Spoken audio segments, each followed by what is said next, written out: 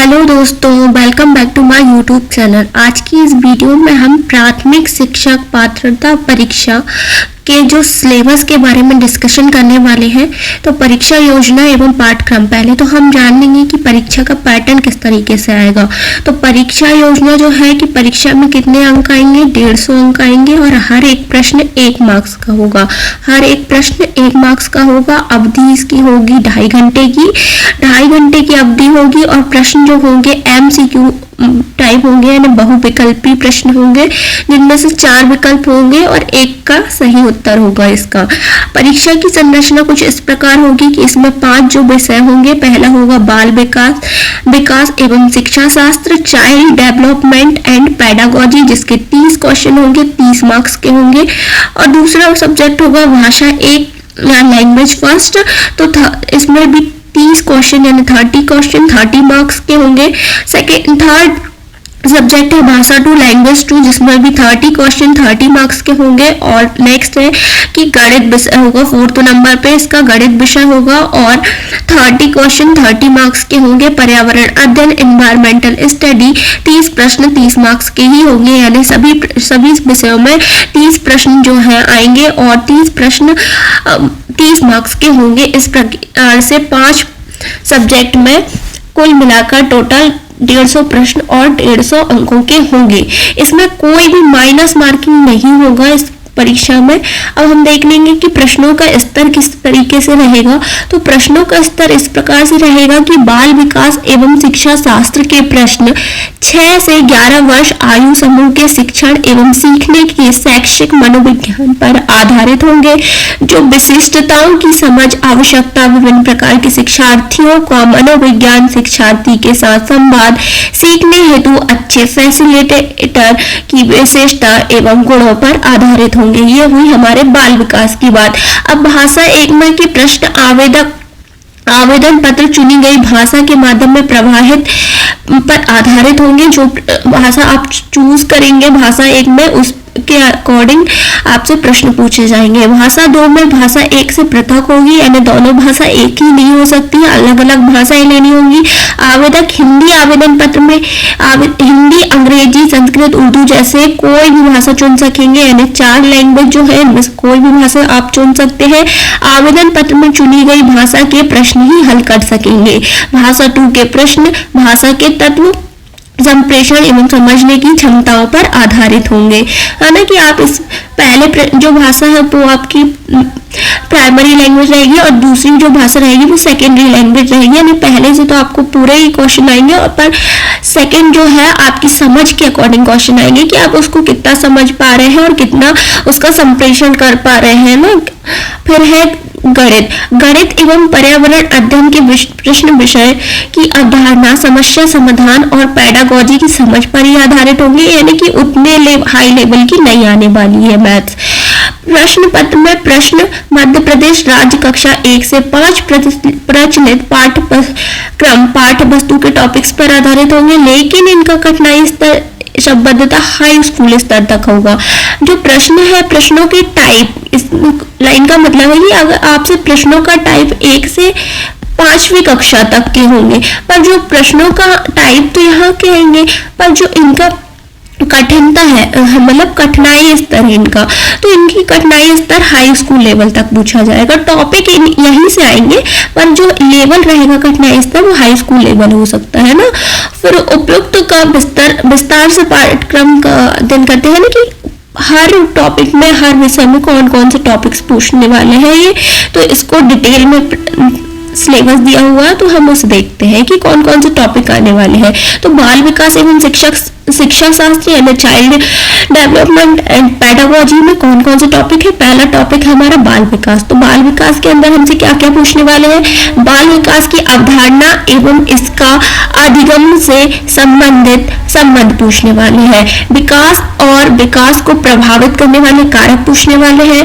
बाल विकास के सिद्धांत, बालकों का मानसिक स्वास्थ्य एवं व्यवहार संबंधी समस्याएं, वंशानुक्रम एवं वातावरण का प्रभाव, समाजीकरण प्रक्रियाएं, जिसमें देखिए सामाजिक जगत एवं बच्चे, शिक्षक, अभिभावक, साथी, पियाजे और पावलोव कोलर और थॉर्नडाइक संरचना में आलोचनात्मक स्वरूप पूछने वाले हैं। इनके सिद्धांत पूछेंगे कि इन्हें कौन कौन सी थ्योरी दी थी और किस तरीके से उसी थ्योरी पर बेस्ड क्वेश्चन पूछने वाले हैं। बाल केंद्रित एवं प्रगतिशील शिक्षा की अवधारणा, बुद्धि की संरचना का आलोचनात्मक स्वरूप और उसका मापन, बहुआयामी बुद्धि, व्यक्तित्व और उसका मापन, भाषा और विचार, सामाजिक निर्माण के रूप में जेंडर की भूमिका, लिंग भेद, शैक्षिक प्रथाएं, अधिगम कर्ताओं में व्यक्तिगत विभिन्नताएं, भाषा और जाति, लिंग, संप्रदाय, विषमताओं पर आधारित भिन्नताओं की समझ, अधिगम के लिए आकलन, अधिगम का आकलन में अंतर, साला आधारित आकलन, सतत एवं समग्र मूल्यांकन, स्वरूप और प्रथाएं, मान्यताएं।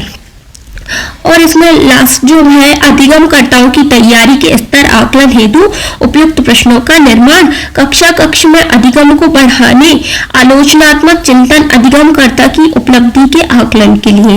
ये जो टॉपिक है आपको आपके बीएड या आपके बीएड या आपने जो डीएड की हो उसमें जो है बीएड डीएड डीएलएड में ये जो बुक्स होती है उनमें ये टॉपिक्स आसानी से मिल जाते हैं, या फिर आप जो है प्राथमिक परीक्षा की तैयारी के लिए बुक ले सकते हैं बाल विकास से संबंधित।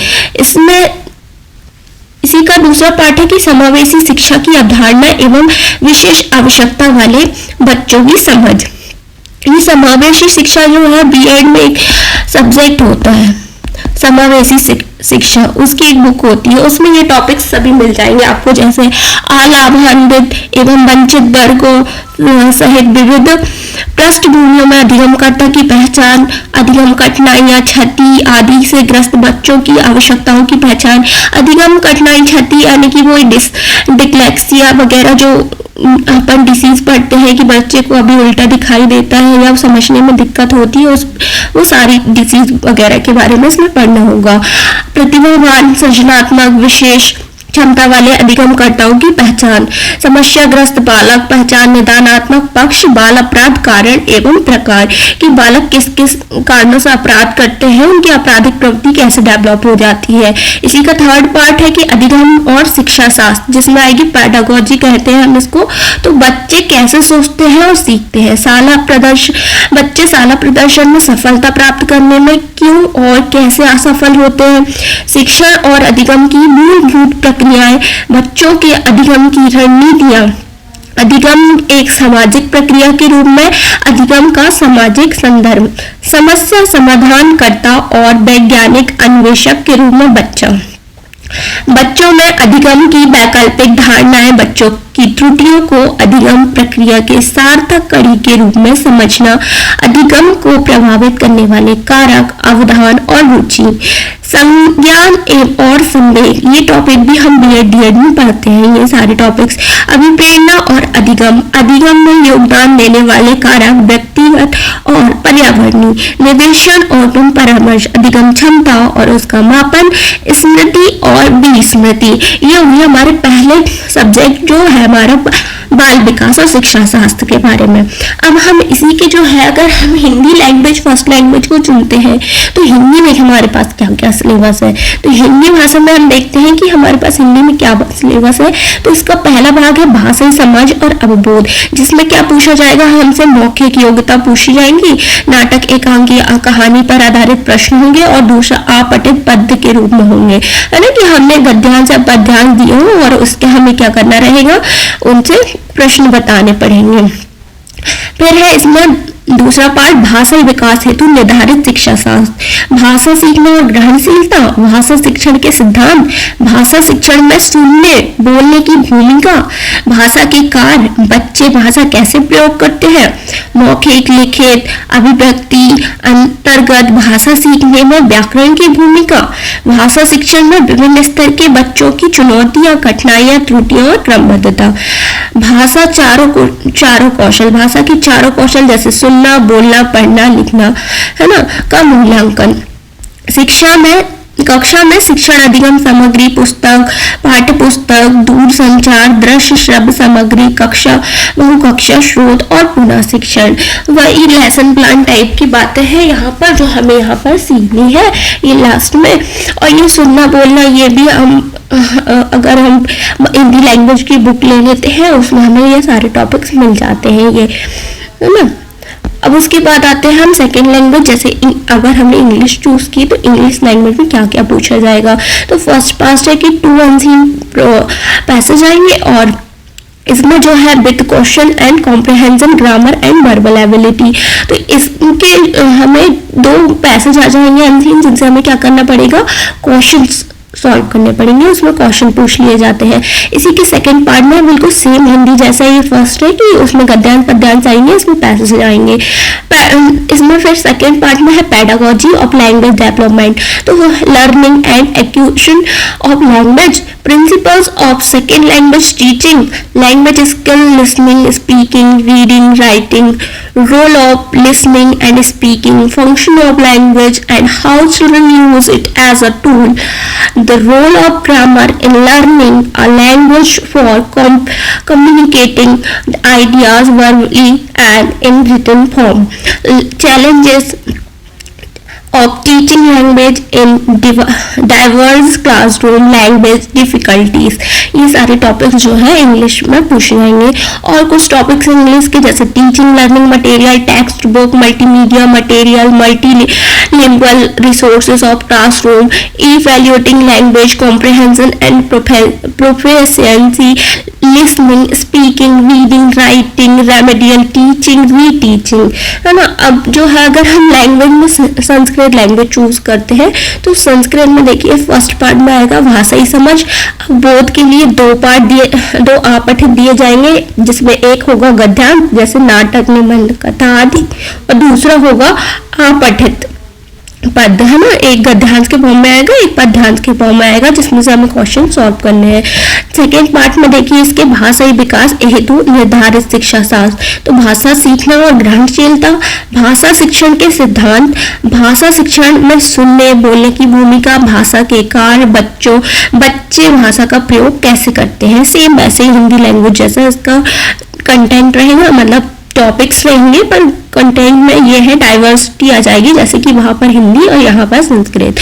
मौखिक और लिखित अभिव्यक्ति, अंतर्निहित भाषा सीखने में व्याकरण की भूमिका, भाषा शिक्षण में विभिन्न स्तरों के बच्चों की चुनौतियां, कठिनाइयां, त्रुटियां और क्रमबद्धता, भाषा के चारों कौशल जैसे सुनना, बोलना, पढ़ना, लिखना का मूल्यांकन, है ना।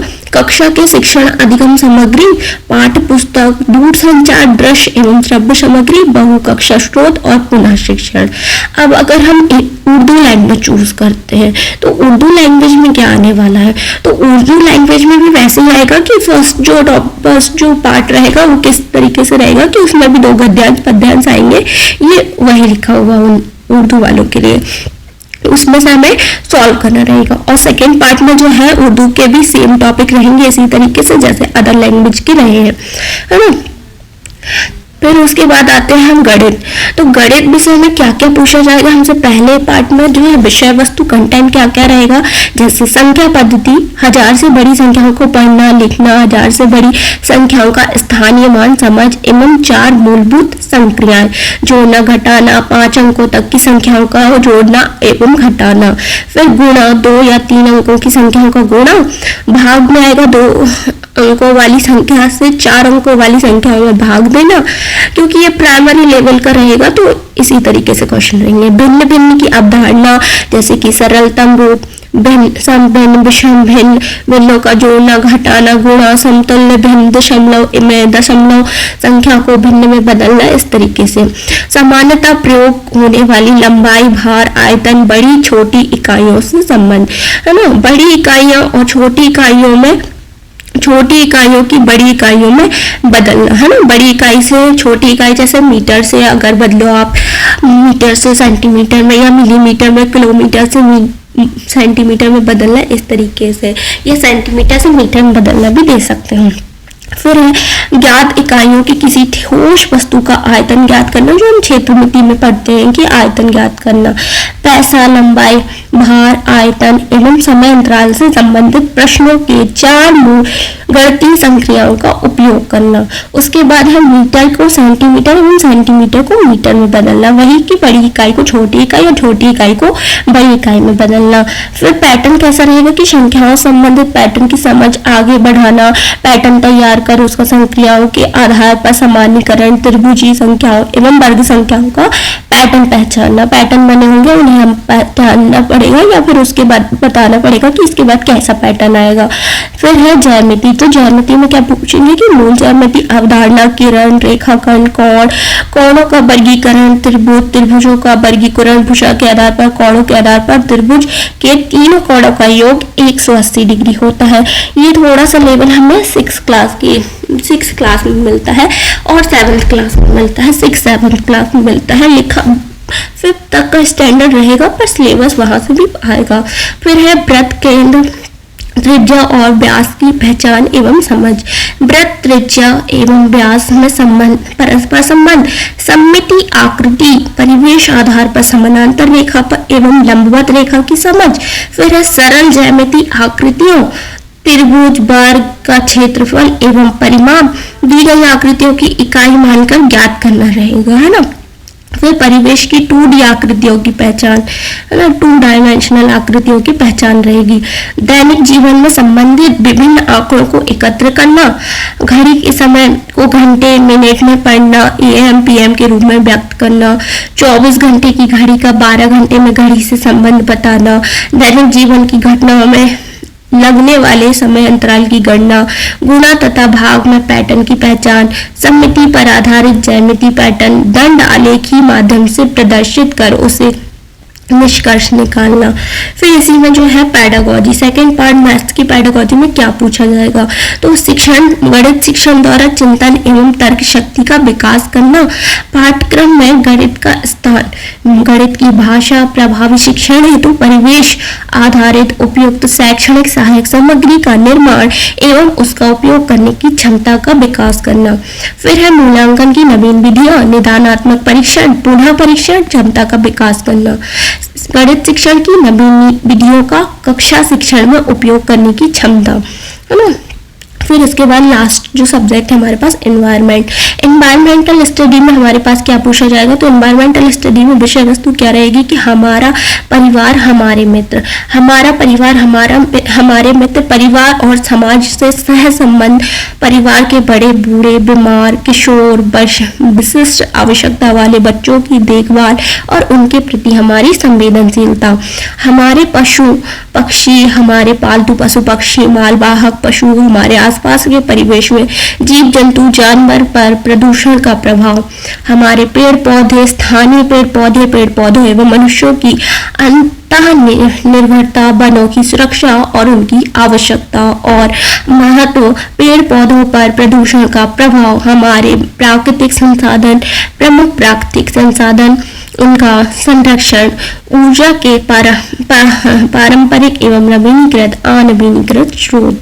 फिर है खेल, इसमें सेकंड पार्ट क्या है, इसका सेकंड टॉपिक क्या है, खेल और कार। तो खेल और कार में क्या पूछा जाएगा, व्यायाम, योगासन, खेल के बारे में, पारिवारिक उत्सव, विभिन्न मनोरंजन के साधन, किताबें, कहानियां, कठपुतली प्ले, मेला, खेल, सांस्कृतिक कार्यक्रम, दिवसों को विद्यालय में मनाया जाना, विभिन्न काम धंधे, उद्योग और व्यवसाय खेल से संबंधित पर, है ना, खेल और कार्य संबंधित रहेगा। फिर है आवास। तो आवास में क्या क्या पूछा जाएगा, पशु पक्षी और मनुष्य के विभिन्न आवास, आवास की आवश्यकता और स्वस्थ जीवन के लिए आवास की विशेषताएं, स्थानीय इमारतों की सुरक्षा, सार्वजनिक संपत्ति, राष्ट्रीय धरोहर और उनकी देखभाल, उत्तम आवास, उनके निर्माण में प्रयुक्त सामग्री, निर्माण सामग्री की गणना करना, शौचालय की स्वच्छता, परिवेश की साफ सफाई और अच्छी आदतें।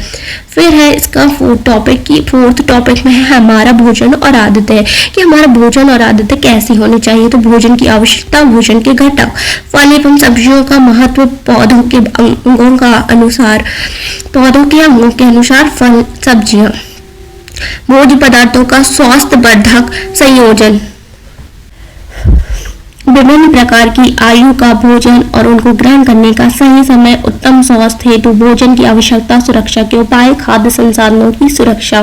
फिर है पानी और हवा प्रदूषण एवं संक्रमण। इसमें प्रदूषण के बारे में पूछा जाएगा कि जीवन के लिए स्वच्छ पानी, स्वच्छ हवा की आवश्यकता, स्थानीय मौसम, जल चक्र, जलवायु परिवर्तन के प्रभाव, जलवायु परिवर्तन में हमारी भूमिका, पानी के स्रोत, उसके सुरक्षित रखरखाव, संरक्षण एवं पोषण के तरीके, संक्रमित वायु एवं पानी से होने वाले रोग, उनका उपचार और बचाव, अन्य संक्रामक रोग, हवा, पानी, भूमि का प्रदूषण और उससे सुरक्षा, विभिन्न अपशिष्ट पदार्थों और उनके प्रबंधन, उचित निराकरण, भूकंप, बाढ़ आदि, सूखा आदि आपदाओं से सुरक्षा और बचाव के उपाय, आपदा प्रबंधन, प्राकृतिक संसाधनों का समपोषित प्रबंधन, संशोधनों का उचित दोहन, डीजल पेट्रोल खपत एवं संपोषण आदि।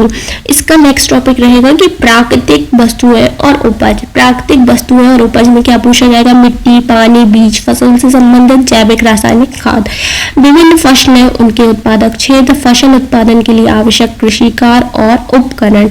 यह हम आपको 8th क्लास की बुक में टॉपिक मिल जाएंगे, है ना। नेक्स्ट टॉपिक है इसका मानव निर्मित संसाधन और उनके क्रियाकलापों का प्रभाव, वनों की कटाई और शहरीकरण, पारिस्थितिक संतुलन का प्रभाव, ओजोन क्षय, अम्लीय वर्षा, ग्लोबल वार्मिंग, ग्रीन हाउस प्रभाव आदि के वैज्ञानिक कारण और निदान, पॉलीथीन प्लास्टिक का उपयोग और उनका अपघटक, अपमार्जक, जीवाश्म ईंधन के प्रयोग के प्रभाव और आपदा प्रबंधन। नेक्स्ट टॉपिक है इसका अंतरिक्ष विज्ञान। तो अंतरिक्ष वैज्ञानिकों का परिचय, उनके अंतरिक्ष में जीवन बिताने का अनुभव, है ना। अंतरिक्ष जीवन के वैज्ञानिक तथ्य, जीवन की संभावना, अंतरिक्ष यान और अंतरिक्ष खोज, भविष्यवाणियां आदि पूछा जाएगा। अब इसमें पैडागॉजी के मुद्दे, तो पैडागॉजिकल मुद्दे क्या रहेंगे हमारे पास पर्यावरण में? पर्यावरण अध्ययन की अवधारणा और उनकी आवश्यकता, उसका महत्व, समय के पर्यावरणीय शिक्षा, पर्यावरणीय शिक्षा के सूत्र एवं दायित्व, पर्यावरणीय शिक्षा का विज्ञान और सामाजिक विज्ञान में सह संबंध, अवधारणाओं के स्पष्टीकरण हेतु प्राविधियां और गतिविधियां, परिवेशीय ग्रहण, प्रयोगात्मक कार्य, प्रोजेक्ट कार्य और उनका महत्व, चर्चा, परिचर्चा, प्रस्तुतिकरण और समूह शिक्षण व्यवस्था में सीखना, सतत व्यापक मूल्यांकन, शिक्षण के दौरान प्रश्न पूछना, मुखर और लिखित अभिव्यक्ति के अवसर देना, वर्कशीट एवं एनेक्डोटल रिकॉर्ड का प्रयोग, बच्चे को पोर्टफोलियो का विकास करना, केस स्टडी, व्यक्तिगत प्रोफाइल से शिक्षण व्यवस्थाएं, पर्यावरणीय शिक्षा में शिक्षण सामग्री, सहायक सामग्री और उनका अनुप्रयोग, स्थानीय परिवेश की पर्यावरणीय समस्याएं और उनके समाधान खोजने की क्षमता। यहाँ हमारा सिलेबस के सारे टॉपिक जो है कवर कर चुके हैं कि डिटेल में क्या क्या टॉपिक हमारे पास आएंगे। अब हम इसकी सीरीज लेके आ रहे हैं जो कि किसके ऊपर रहेगी? एनवायरमेंटल स्टडीज पे रहेगी। एनवायरमेंटल स्टडीज की एक सीरीज ला रहे हैं जिसमें हम ये सारे टॉपिक्स कवर करेंगे। ये सारे टॉपिक्स कवर करेंगे, फिर उसके हम क्वेश्चन सॉल्व करेंगे कि प्रीवियस ईयर जो है कौन कौन से क्वेश्चन आए हैं। पहले हम इसके थ्योरेटिकल पार्ट को पूरा करेंगे, फिर उसके बाद क्वेश्चन करेंगे। अगर आप जुड़ना चाहते हैं सीरीज से तो चैनल को सब्सक्राइब कर लीजिए और अपने दोस्तों के साथ शेयर कर दीजिए, जिससे उन्हें भी ये थ्योरी जो है सीखने को मिले, पढ़ने को मिले। जब तक के लिए धन्यवाद। मिलते हैं हम नेक्स्ट वीडियो में।